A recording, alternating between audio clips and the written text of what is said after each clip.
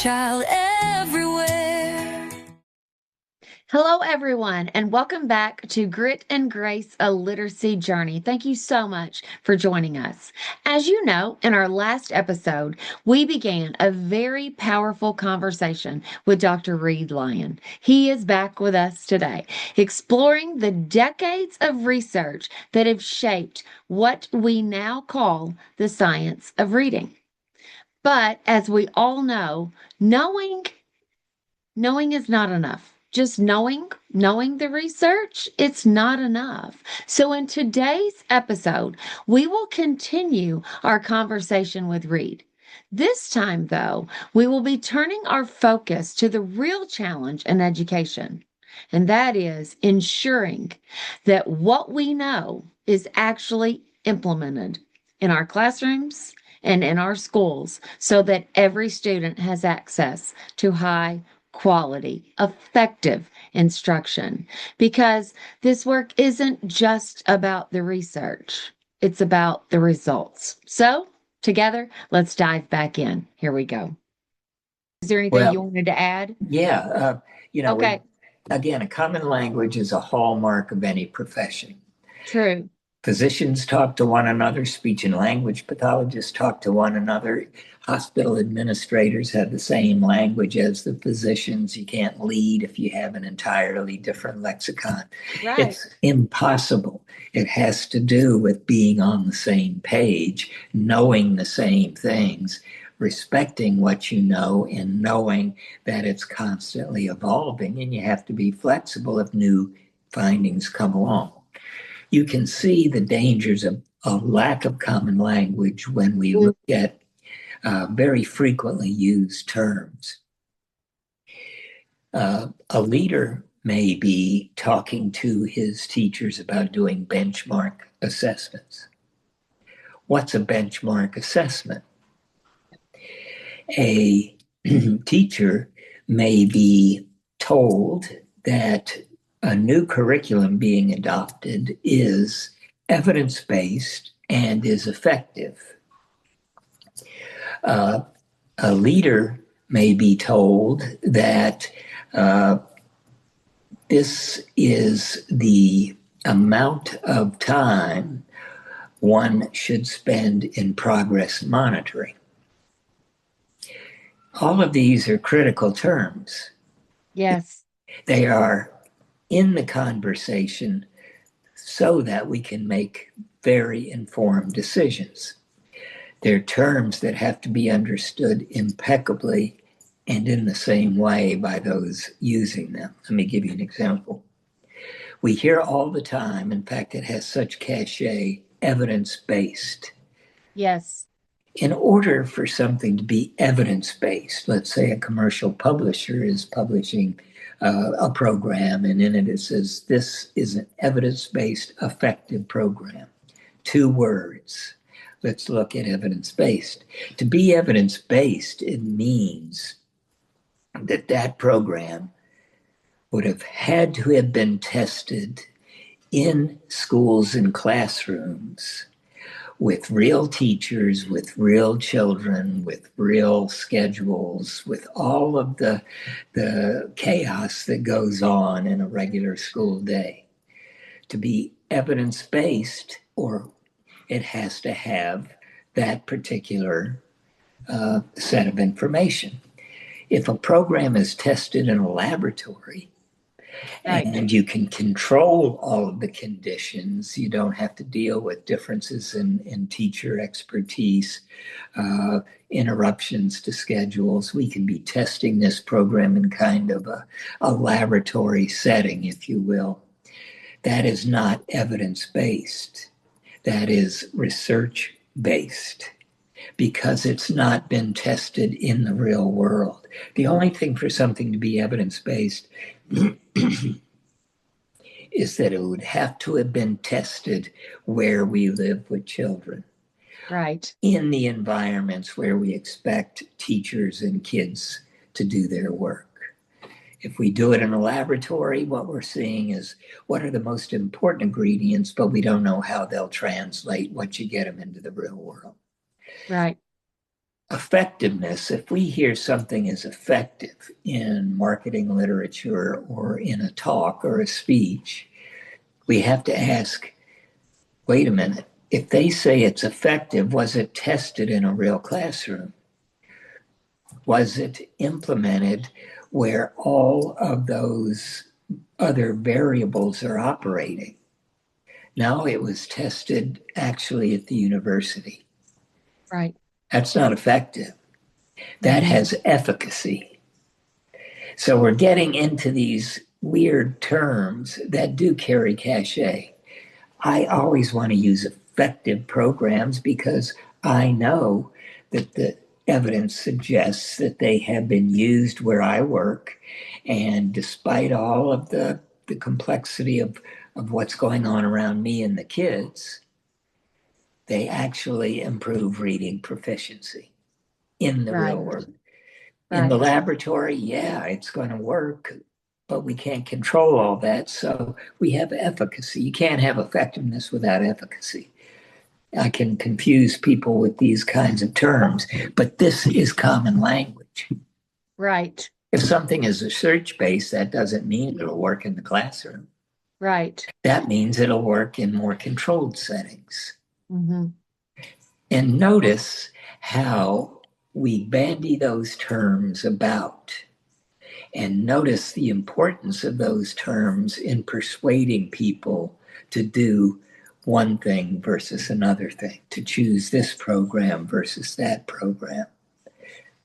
In other professions, speech and language pathology, physical therapy, medicine, those terms of effective and evidence-based are precious. Physicians do not want to use something that's efficacious when they have something that's been proven effective. Right. Speech and language pathologists would much rather use an evidence-based instructional interaction to build vocabulary than something that's been found to be efficacious in controlled settings. Yeah. It's precious language, types of assessments, precious language.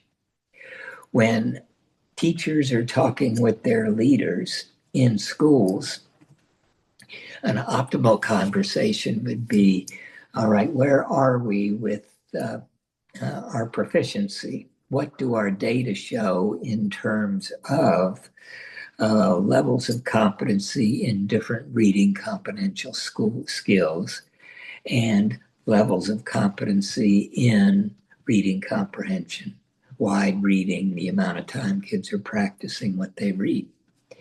A leader might say, you know, we're seeing that the youngsters in this particular classroom are coming in with difficulties in phonologic processing.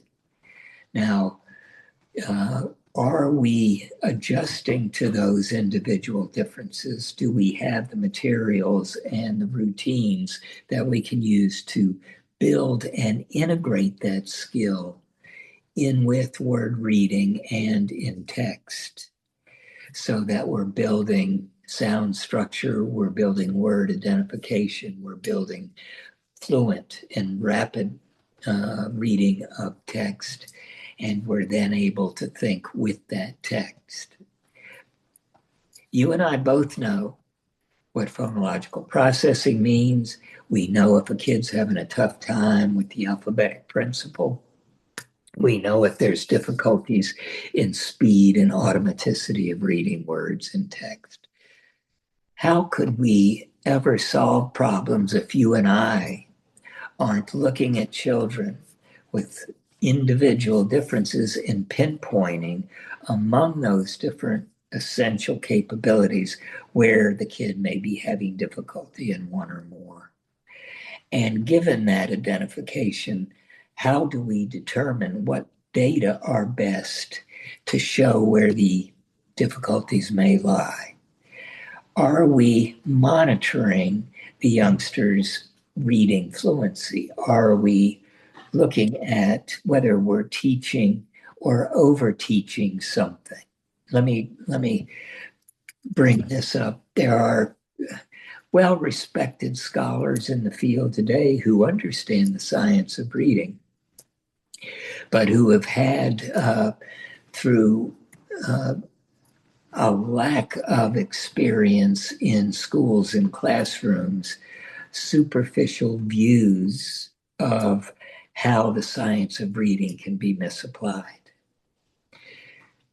There are concerns with the science of reading because of a lack of common language and a lack of understanding what the evidence is and how it was developed, that teachers are over teaching phonics, are teaching certain word level skills that they already know, thus taking time away from practice, from reading authentic texts, from building knowledge through content level reading or content sourced reading. That, if that's happening, if a teacher is continuing to present concepts to kids that they already know, the question is, how do we know that? Through progress monitoring. Right. If we're not doing progress monitoring, that is an issue the leader might say we have an implementation problem. Mhm. The only way we're going to be able to adjust to kids' difficulties or progress is to know where they are very rapidly, very quickly. Wait a minute, Johnny already has silent E. There's no need to continue to reinforce that concept. We can integrate that concept with other concepts as we move toward text reading and so on. We are, in a sense, using a political lever. When we hear complaints that the science of reading is being overused, that phrase tells us immediately that someone doesn't understand the science of reading. Exactly. It doesn't hurt if I say again to you, the science of reading is a neutral body of information over here. It's not a program. Right. It's, not phonics and so forth. When we hear that, it means we have primarily an implementation problem. If a teacher is reteaching something the youngsters know, that tells us that they don't have data letting them know they know that. Those data are derived from progress monitoring procedures, which are part and parcel of our instruction. Common language. When teachers and leaders hear about continuous assessment or progress monitoring, do we understand what that means? Are we familiar with how the data are collected, how we review the data, and how we make decisions from it? If we are not familiar with that, then we are going to see over-teaching, possibly, of concepts. We're going to see a lack of teaching on certain concepts. Let me go back to say, learning to read is extraordinarily complex. It requires the concerted participation of multiple capabilities that the child brings to bear in an integrated fashion. Phonics is not separated from fluency, is not separated from vocabulary, is not separated from comprehension. Those are mutually reinforcing capabilities that must be deployed. Think of building a house. All right. So here we got a house, and to build a house, you got to have a foundation, you got to have walls, you got to have electricity, you got to have plumbing, you got to have a roof. Same with reading. You got to have a foundation. You got to have you got to have sound structure. You got to have phonemic awareness. You got to have fluency. You got to have background knowledge and so on. If we do not have one of those components well taught and well measured, then the house is going to fall. Yeah. And with respect to reading, when we talk about the concrete slab, the foundation, those are the decisions we make on the basis of evidence. At the foundation is being able to have the capability to, among all of the different theories and programs and curricula that exist out in the world, which ones have scientific evidence of effectiveness. Mm-hmm. If we don't have that, everything else we do, from implementation fidelity, maybe we're doing a great job of putting in place something that doesn't work. Right. We can Right. really implement crap.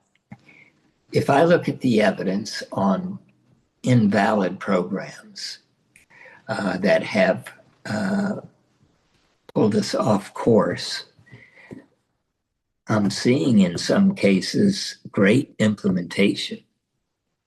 For example, units of study, a program that is based upon those belief systems and those philosophical ideas that reading is natural, have been shown to be put into place with excellent coaching, Right. with good fidelity of implementation.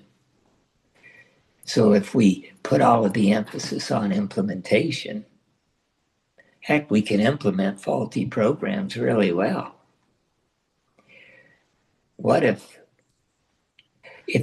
but the foundation is the evidentiary base about what it is we have decided to bring to bear to help our kids learn to read. That is Yes. scientific evidence, which serves as a foundation for my house and the house these children live in. So we get ahead of ourselves. We have these, because of a lack of common language, one, a lack of a common language about how kids learn to read and what goes wrong when they don't. If we don't know that, and if we can't discuss that in common terms, we may select incorrect theoretical and philosophical foundations for what we do. Yes. Okay. So I want to bring the listeners back because, as I have shared with you, in the full-time work that I'm doing right now with consulting, one of the biggest issues I see is that we don't have that common language and we don't have that shared understanding. I've expressed that to you and Yeah. how I feel like that's really almost my number one job right now is establishing that in the Okay. places that I'm working with. So leaders and teachers, you just heard evidence-based and effective. You heard the importance. You heard the difference from research-based to evidence-based. You also heard effective. You heard the difference there. And that's what we should be focused on in our implementation. And also truly developing, not to get preachy here, but we must ensure that we have shared understanding, shared knowledge, and a common knowledge amongst our staff, or we cannot get to where we're trying to go. Angie, I've gone on about common language and its importance in identifying what we need to do for youngsters who struggle to learn to read. In my experience, it's non-negotiable. But that's easy for me to say. I'm not in the classroom anymore. I'm not addressing the daily issues that come up within a teacher's and leader's job every day. How have you been able to explain the importance of having a common language about how reading develops and how you teach reading, and a common language that communicates that knowledge so that we're not missing each other in the night, so that we're operating off the same foundational knowledge base? It begins by really training the leaders first and foremost and teaching the leaders because they don't have that common language and that common level of understanding in their group at their level. And so you'll find, for example, they'll use research based and evidence based as if those are synonyms that have the exact same meaning. And so then it's stopping and it's saying, well, that's actually not evidence based. What you just said is not evidence based. So it's talking to them and getting them to have the level of understanding and getting them to where they can speak that same language. And I always start with the leaders before I go before the teachers, because then I will tell them, now, when I go before the teachers, here's what I want you listening for. So when I start talking about progress monitoring in this data meeting that we're about to go into, you will see mixed levels of one knowledge and the knowledge base of it, but you'll see a breakdown somewhere throughout this meeting because of our lack of a shared common language. And so then that's what we run into. And so then I immediately turn to the leadership and say, do you see? Here's an example of that. And Mhm. then it's teaching that language, those key terms. What is a universal screener? What is a benchmark, sir? How is that different from a diagnostic assessment? How does that differ from progress monitoring? And this is just one example because this is one system of the database decision making and assessments. But then some people feel progress monitoring is just, I am a teacher and monitoring the progress I feel they're making. Where's the data to support that? And so then, no, it's looking back at the true progress monitoring tool within your benchmark system. And what is that data telling us? And so it's really getting everyone to establish that common language. So then we can have these discussions that we need to have. You've asked me before about, do I have much resistance? Yeah, And so the answer is yes, I have been met with resistance, not only as in my work personally as an instructional coach, as a principal, as a superintendent, but also now as a consultant. Yes. And a lot of that is from just a lack of understanding. I had a very I had a different mindset when I started this work, and it was honestly, I want to admit, it was a misconception. I thought that I was going to have to, as a consultant, go out and convince people that we needed to do this work and that we needed to follow the science. I thought that was going to be my number one thing, is having to convince them to do it. It's actually been finding out it's not that they don't want to do it. And I thought that's what it was. It's that they don't know. And so we handle that differently. And yeah, so it's that they didn't know. They didn't know. They don't have that deep understanding. And I feel like that's where we have failed them. They don't really know. They didn't get that, as you mentioned, from the EPP, from the educational preparation program. They don't have that depth of knowledge about the science. They don't have that deep understanding and they don't have that common language. So now I'm finding that when they get that, they're so much more willing to implement. right. So Yes. if I'm talking with people, with educators or with legislators, or trying to help uh, develop a clarity around these things we're calling common knowledge and common language, is it helpful for me to say solving the reading crisis, if policymakers usually call it that, Yes. uh, actually can be done? Why? Because we have the information that allows us to teach effectively about 90 to 95% of children in this country. What does that require?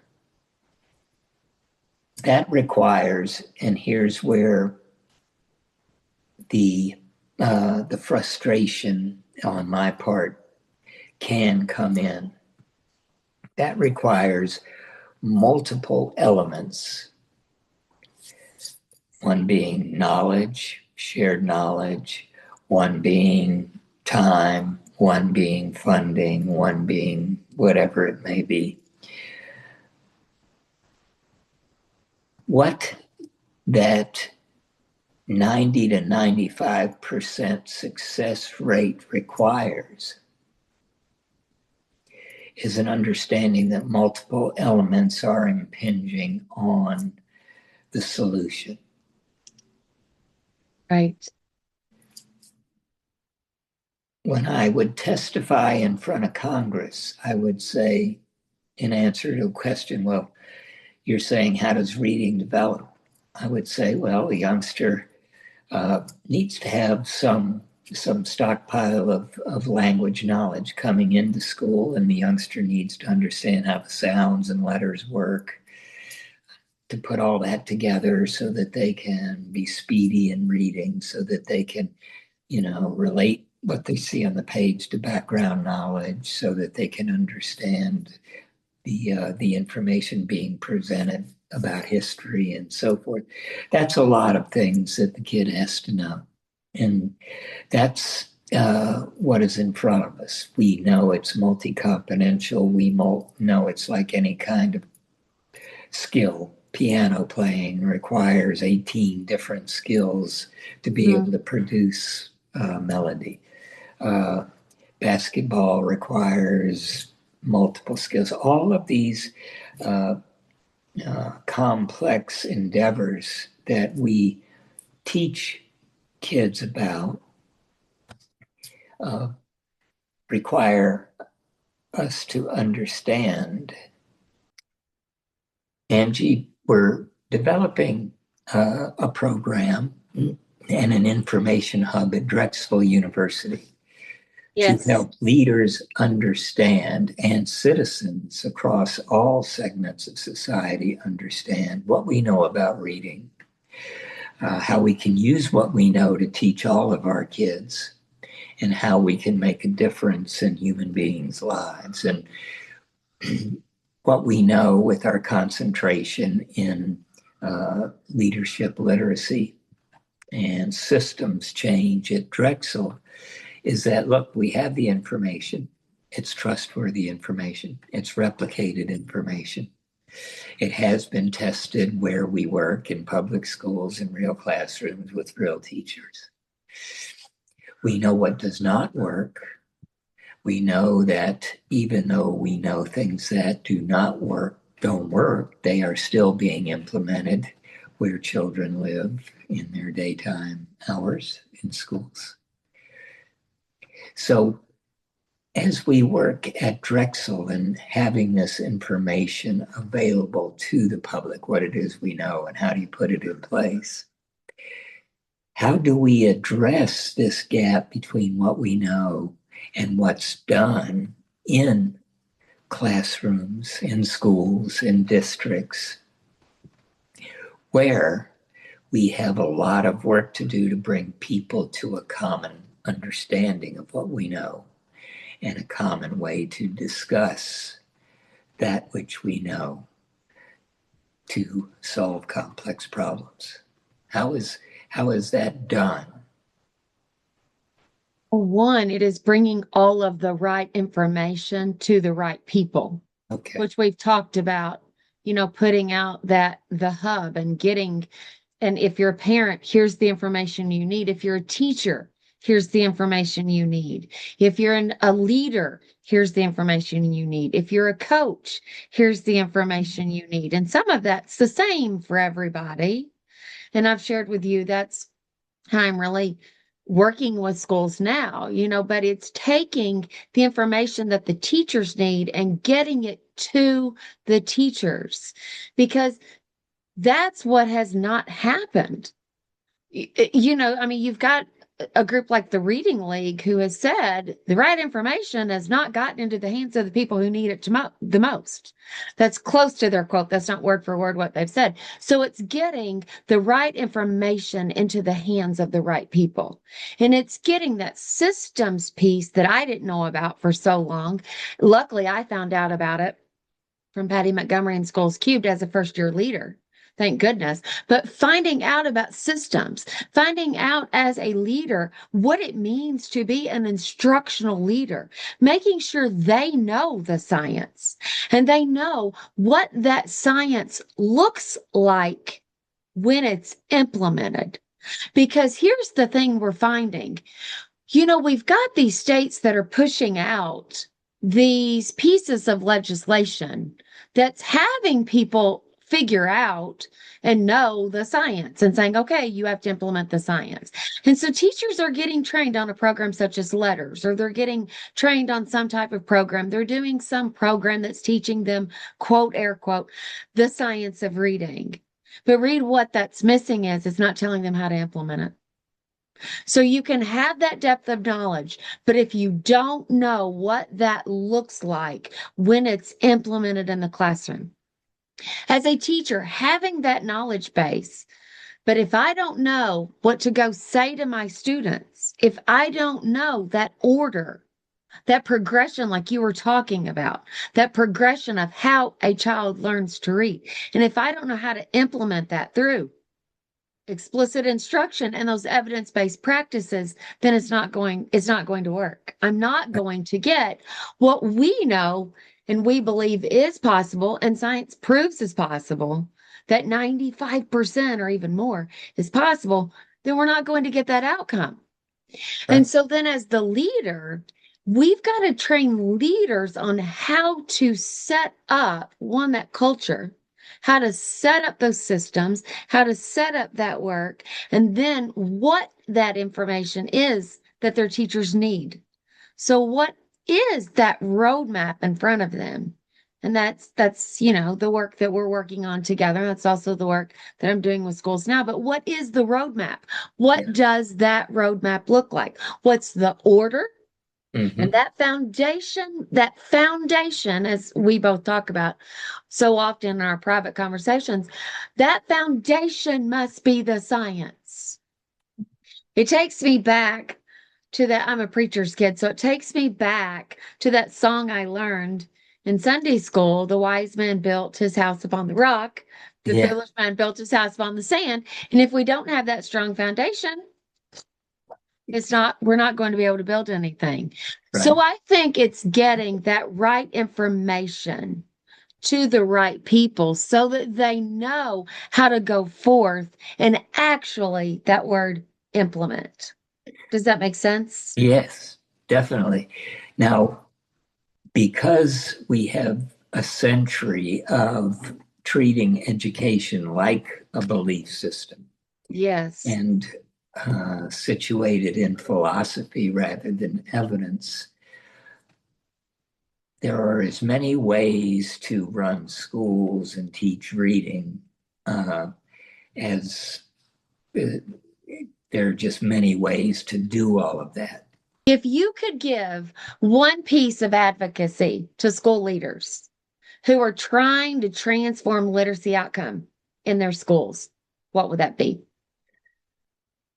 To know your stuff about reading and to work with teachers to impart that stuff to children in the classroom. We're talking about human lives, and we're talking about a fundamental way of acquiring information from this world that is non-negotiable.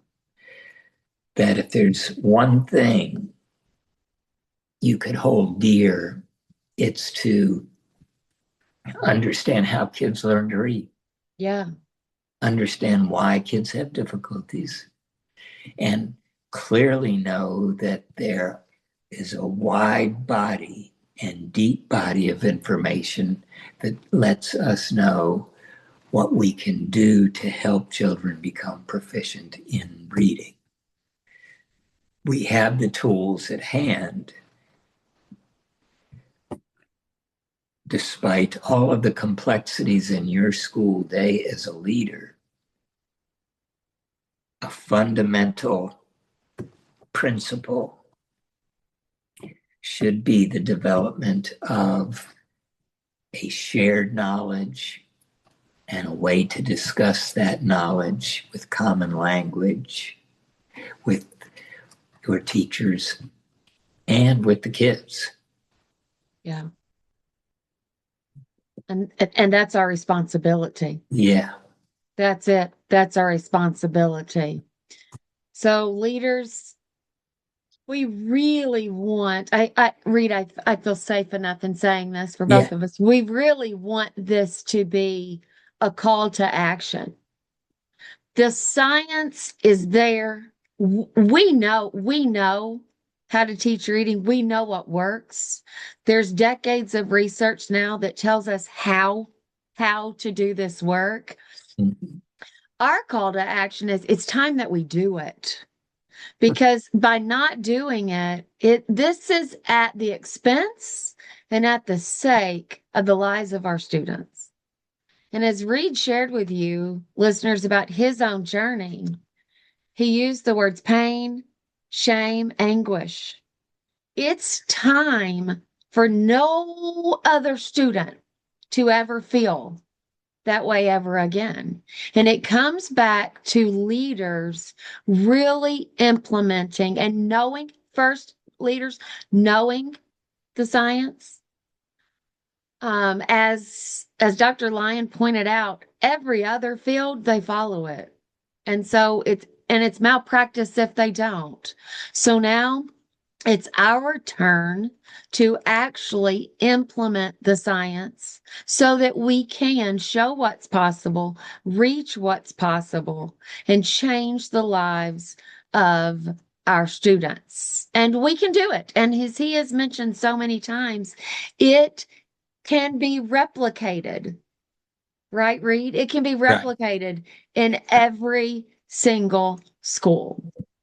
So, do you have any closing thought that you would like to say before I wrap us up here and close out this episode? We're talking with hardworking people in this podcast about something that surprised me over my career. And I was surprised by how complex it is to teach reading. There's no way for me to get around that. It is complex. It requires a great deal of knowledge, declarative knowledge, fact knowledge about how reading develops and what goes wrong and what we can do about it. But it requires an ability to collaborate with other teachers and leaders, because even though we can have the most powerful program found through randomized clinical trials to be effective in real classrooms, there will be some children who do not respond. Right. There is no magic bullet, Mm-hmm. which says that to actually move us forward, expecting a packaged program, for example, to bring all kids to proficiency is unrealistic. And the knowledge that teachers and leaders need to acquire will allow them to adjust elements of that effective program to actually reach those kids who do not initially respond. You cannot do that if you don't have a firm grasp of what the program is teaching, how it's representing the concepts to the kids, and how you can adjust, bolster, or illustrate the concepts that are not achieving clarity with the kids. Right. So this is a profession. This is not, you reach into a bag and pull out a 100% for sure set of instructions to teach kids to read. We have information about what has the highest probability of success, but to be able to identify that, to be able to adjust that tool, to be able to discuss with leaders and teachers how you can do it differently, like in all other professions, requires the acquisition of complex knowledge. No way around it. No way around it. And it is my favorite work to do, to sit down with teachers and help them go through that and help those leaders, really determine what it is, because the teachers don't know. Mm-hmm. What to do here with this piece. I've got this program. They think they have to go word for word through it, but they don't know. If we don't supply them with that knowledge, and that is our responsibility. I believe with my whole heart, that's our responsibility as leaders to help teachers navigate through that and teach them those evidence-based practices so that they know how to effectively do that. Well, Dr. Lyon, wow. Thank you so much for sharing your time, your perspective, and your decades of work with us today, because I'm going to try to not get choked up here, but we would not be where we are today if it wasn't for you. So thank you for your work. This conversation is such a powerful reminder that the answers are here. To all listeners, and please share this. The answers are here, and they've been here. We just have to act on them, and now's the time. So to our listeners, we hope this episode challenges you, but we also hope it encourages you and truly brings you hope and reminds you that the work you do matters, and it matters deeply, because we're the difference makers. As leaders and teachers, we are the difference makers in the lives of our students. Literacy changes lives. And as we say here on this podcast all the time, it does. It takes both grit and grace to stay committed to that mission of reaching all students so that all students can learn to read. So if this conversation resonated with you, and we hope and pray that it did, then we both encourage you to share it with a colleague, share it with your team, share it with your leaders, share it with your districts, because this truly is a message that needs to be heard by all. So to Reid Lyon, to you personally, may I just say from my heart to you, you are a gift. You are a treasure in our field, and we just honestly should be eternally grateful for you. So thank you. Okay.